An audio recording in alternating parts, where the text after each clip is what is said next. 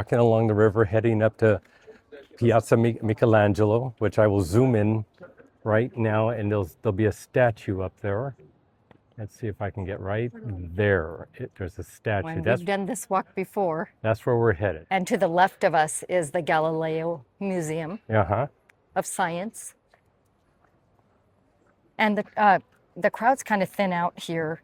I understand there is a lot of construction and renovation going on here, so there's just a ton. There's more than usual. Yes, this is more than I think I've ever seen here.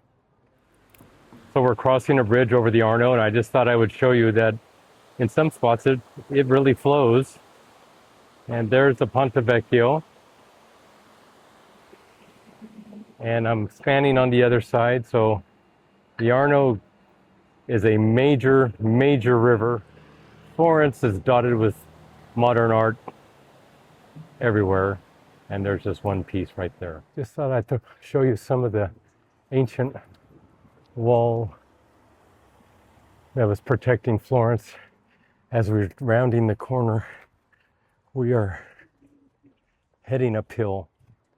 So we are at the top of the first flight of very steep stairs, and this is the first beautiful view you get when you arrive here, and we are not even close to being at the top. So we're taking a breather while you can enjoy these gorgeous panoramic views. And if you can, and we came from the street down below where the cars are, and even below that. Wear really good walking shoes if you do this. And this is not our first time doing it. I think we did it in the winter at one point with long coats, and it was very cold. Although we've done it in the summer and winter, and we've done it on a much sunnier, hotter day than this. Yeah, this is actually a blessing in disguise this day. But yeah, stay with us until we get to the top, and hopefully we've got a little bit of breath left to tell you about it. Just another panoramic view as we keep getting higher. Yeah, and you see the river rushing. Show you the river. The bottom. There's the river. And a nice little fountain right here. And then directly, oh yeah, that's so pretty. And then directly ahead, we have to go up those steep stairs again.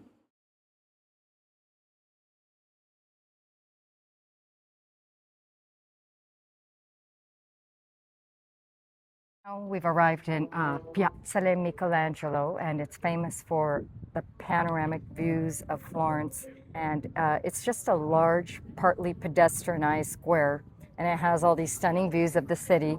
And it actually has a bronze replica of Michelangelo's David. And back behind is a restaurant and a dining area.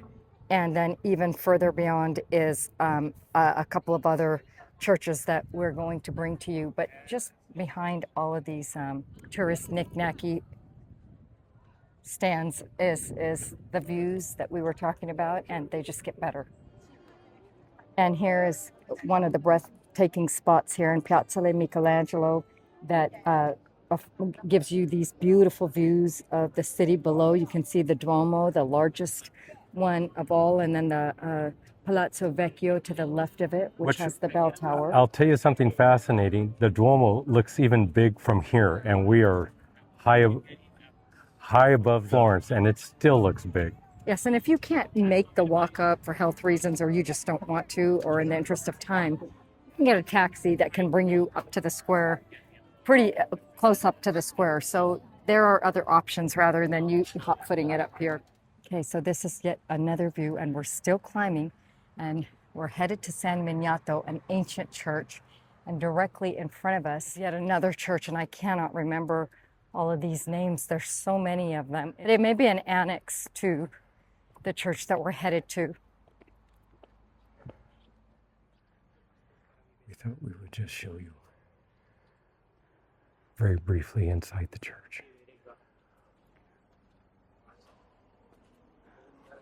We want to be very respectful, so there's always people buried inside the church. It's amazing. Yeah, this is actually Chiesa di San Salvatore a Monte, which just means Church of Saint Salvatore. Salvador on the mountain. On the mountain. We are just climbing the steps to San Miniato al Monte. And this church is so grand and beautiful. And last time we were here, we climbed up 2 years ago, and they didn't have all the scaffolding, so you can't see the beautiful green and white marble structure that awaits you when you get to the top. It's breathtaking. And I remember these giant gates that lead to it. And the first time you see it, you're just breathless.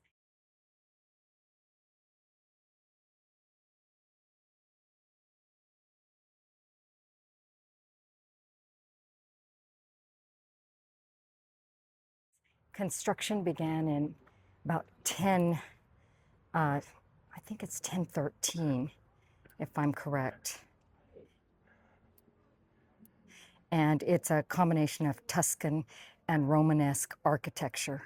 So if you turn around from this gate, look at this majestic view. Look at this view, or even...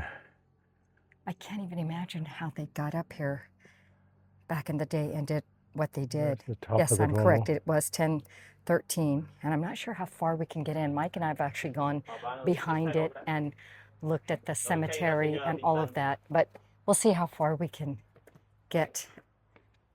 Here are some mausoleums And that are crypts at the leading base. to the, still not up on top of the church, but leading up to the church. And on all around it on both sides. And when Mike and I were here a couple of winters ago, it was amazingly atmospheric. It was cold and overcast, and there wasn't a lot of people here, and it was just us in this graveyard with those views. It's really a powerful, powerful place. It's just breathtaking. Look at this. I mean, I can't get over this view of Florence and the Tuscan hills. Okay, so here's what they're doing. They're doing a lot of restoration. And I think they're doing some seismic retrofitting, because it says right here, this is... And it's, you know, when it is open, it's completely free to the public. So you can go in and look around and admire the chapel. And apparently they're supposed to finish by August of 2025, and that's right now, so... Here's a little bit of an opening. I think they're running a little behind schedule.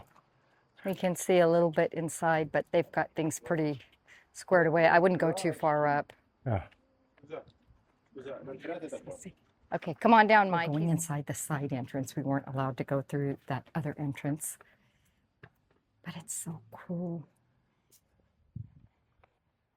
and majestic. And you can see the green and white marble that I was talking about earlier, which you'll see all over Florence. You know, the Fiore di Santa Maria church Look at this right next to the Duomo is also done with the same material.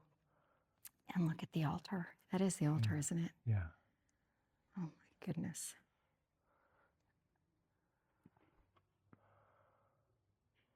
And of course there's And then these pews people are buried so simple. in the church. We're truly, truly moved by this. So We're the only people in here right now. yeah.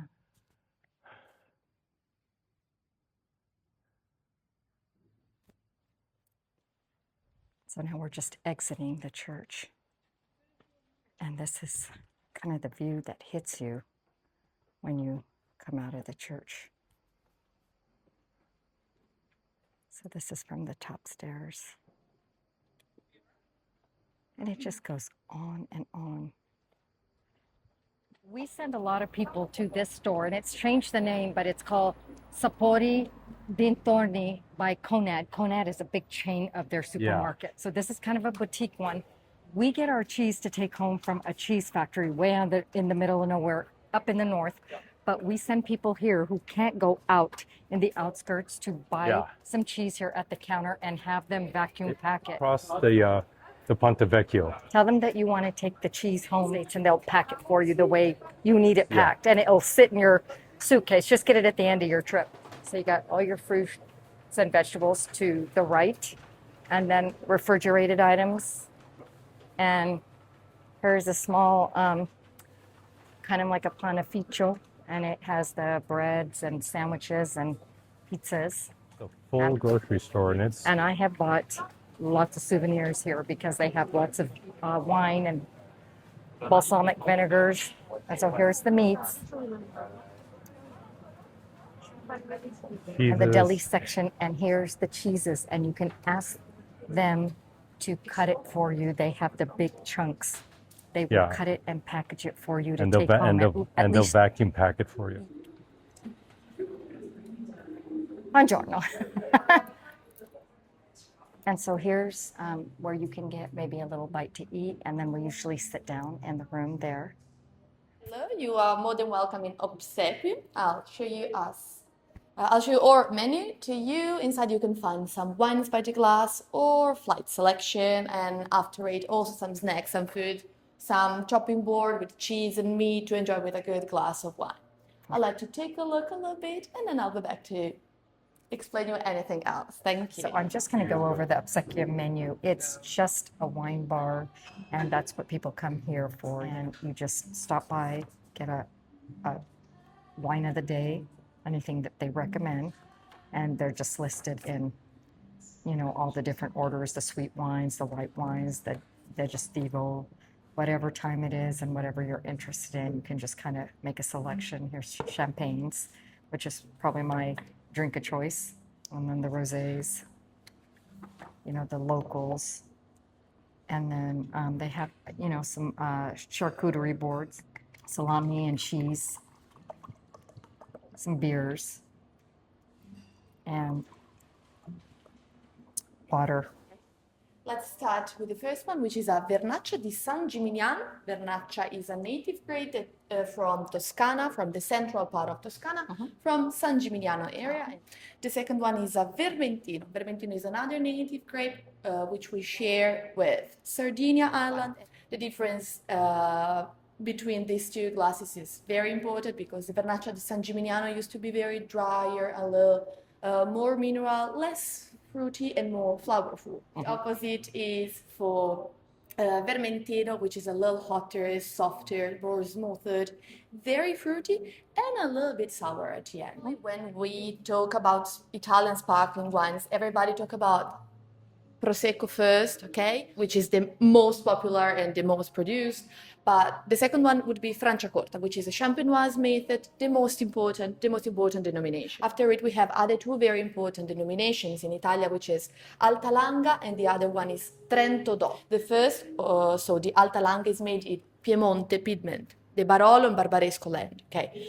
But they were the first that start to produce champenoise method in the first part of 20th century, okay, by international grapes. Chardonnay and Pinot Noir, okay. Usually the Alta Langa vineyards used to be a little higher, so a little stronger acid pad that gives a lot of freshness. Is that an area? This is designation? both. I'll show you.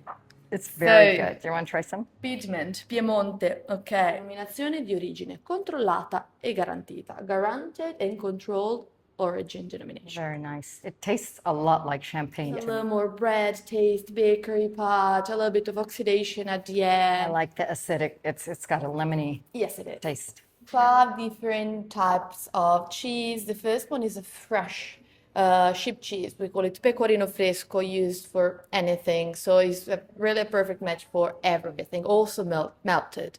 The second one is pecorino rosso di Piazza, aged 18 months and a little bit more sweet. Let's move with this one. This is pecorino di Pienza, aged in paglia, so in hay. A little more salty, a little more complex and stronger, aged 24 months. After it, let's move with a mixed cheese of cow and sheep milk. And this is aged in chestnut leaves. The last one is a blue goat cheese that suggests to pair with a little bit of honey. On the small dish, we have a little bit of aceto balsamico di Modena, aged 10 years, and olio di oliva, extravergine di oliva, that comes from the northern part of Toscana. So enjoy your time. Would you like another glass of wine? Yes. Perfect. No beta. Oh, no. No, I'm gonna have one. So I changed my wine to a Chianti Rufino, which is a smaller area. It's like Chianti Classico. It's a smaller area than Chianti Classico. So I'm gonna try it right And now. both are local to the region. Just south of Florence. Yes. It's so smooth and not strong. This is from a smaller area, a little more I, hints of fruit, but very smooth. And I'm And gonna, how was your first wine? The white wine. very good. It was a white that was fruity, and Gino's is drier. Yeah. And I'm going to try a piece with some bread. But this kind of a place is called an enoteca, and this is what they do. They sell wine from all the areas. All of the servers are very well versed in the history of the wine, how it's made, how it pairs, and they also serve just local cheeses and artisanal products. We love coming to these. This will not be our first one, but for some reason we love them in Florence. And we've been coming here since the kids were small. Yeah. And But I guess maybe I can explain. okay, Gina's coming in into the he's picture. had- We're not doing this Yeah, I correctly. just needed to start to load. Yeah, but this is his area. He lives here. yeah, yeah. In regards to Chianti, honestly, the best way I think to describe Chianti is like if it was Napa, California, but in very many different districts, and each of those districts is where each wine comes from. So it's very specific, and there's a lot of diversity in these wines, and that's why each grade of wine is just so good and so unique. Am I correct? The wine that's most associated with Tuscany is the. The Chianti Classico. Okay, so Dad is having a different version of it. Rufino, which is a smaller area than Chianti. There you go, right. Yes, So so they that's have gonna all have a these little divisions. bit of a different taste than a Chianti Classico. Okay, so what is your preferred red wine that when you stayed here with them? I would say Chianti Classico, but there's a Montepulciano one that's very good. It's very good. I've had it. But I would say it's my go-to as well. I follow in my grandfather's footsteps. It's not this one, but I love Pinot Grigio. Yeah. For in regards to white wine. Yes, and It's- Pinot it's Grigio dry- is it's dry. northern, or It's more northerner, but it's more drier wine. So Yeah. it's if you're not you like more fruity of a wine, then it wouldn't be your type of wine. But Nono and Nona were drinking Pinot Grigio when no one knew what it was. Nobody knew. no, all right. You know, they were drinking it 40 years ago. This one, it's a more fruity one. I have to ask her again, but it's very nice. Yeah. I mean, I'm a dry guy, Yeah. but it is nice that change from dry to fruity because Yeah. it tastes very nice. This is where you can really taste the fruit. Okay, anybody tasted any of the cheeses? They're all excellent cheeses. They're subtle, nothing strong. Pair very good with the bread. The bread and The bread has fruit. been warmed up, which we love, as you know.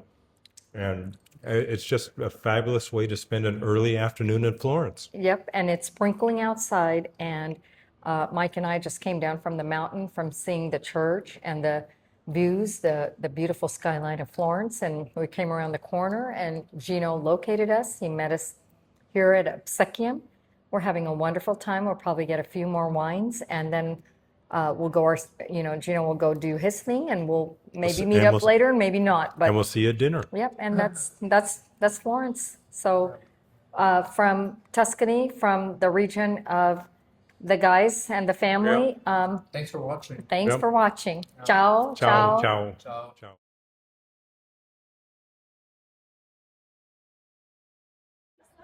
Okay, so Mike and I are at Enoteca. Enoteca Pitti Cantina. That's perfect. So it is a little wine bar, and it just overlooks the Pitti Palace. And we just had our heart set on going to Enoteca Alessi, which is one that we love by the Duomo, but they're closed today. So we thought we'd try this out, and I think it's going to work out just Yep. fine. He just brought a Franciacorta for me, and Mike got Vernaccia. from San Gimignano. So here's the bottle for both. So the Vernaccia is Mike's, and then the Franciacorta is mine. And he brought a wonderful selection of cheeses, and he told us what they were, and I can't remember, but they're all pretty local. And we got a basket of bread. So We are going to Mike is partake. gonna try it and see what he thinks. Salute. Salute. We're doing the whites because it's warm.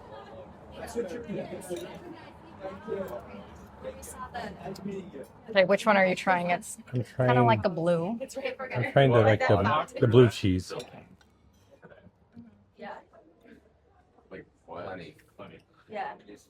There's no hint of like strong blue cheese that we have in the States. Very soft, very subtle. Just matches well with the bread. Goes perfectly well. And I don't think it matters what you eat. I mean, it's just the views, and it's not so busy because normally this is a horribly busy spot to be sitting in. But I think it's becoming post-season a little bit, so it's Sure. not as busy. And like I said, usually the street would just be full of people. I got a little brie. I'm going to try brie. I got a little bit of brie. Fabulous. And I can't wait to try this. Is that That's a good? stronger taste that I like. I just love that. The blue cheese was very subtle, almost too subtle. Yeah. And this is a little better. It's a little sharper. Okay, so I'm going to spin around. And this is what it looks like. It's enoteca, Pitti Cantina. And it's a cute little place. And I think we'll probably add this to our list for future visits. Okay, so I got the Franciacorta, which is made in the champagne method here, and it's quickly has become my favorite. And I started it in Termina. You're just gonna swing by Rome for a couple hours. Okay. I'm just taking a stab and grabbing any old piece. We've already been Water eating so I it, can and it's get- all been so good. And you know, we kind of prefer a bread toasted, but I don't think the bread is the star when they have the cheese. It's just kind of a accompaniment. So I think the room temp actually works better. It's like enough to like be in the Not a city soft and cheese. It's kind of a in-between cheese. Yeah. I'm not even sure if it's sheep or cow's milk. He explained it, but I'm getting a little bit of both. There's balsamic, and the other one is almost like an apricot. So I'm just gonna get the stracciatella. They're all such good They're all selections. so good. I mean, you can't go wrong, and I know I'm making a mess, but it's fantastic. Have you ever been? Yeah, I've been to Florence once, like 5 years ago. Molto buono. I spent like What a 1 or 2 days. Such an amazing combination of flavors. You get the chewiness of the bread, So you get the textures of the cheese, and then you get the creaminess of the spreads that they include, and then you wash it down with your Franciacorta And or we're your getting Vernaccia. church bells, and And we're getting church I'm bells. going to pan out to the Pitti Palace, which is right across the street. Yeah, or sitting in front of the Medici Palace. I mean, what more can you ask for? You really can't. It's a great way to enjoy an afternoon, an aperitivo. Yep.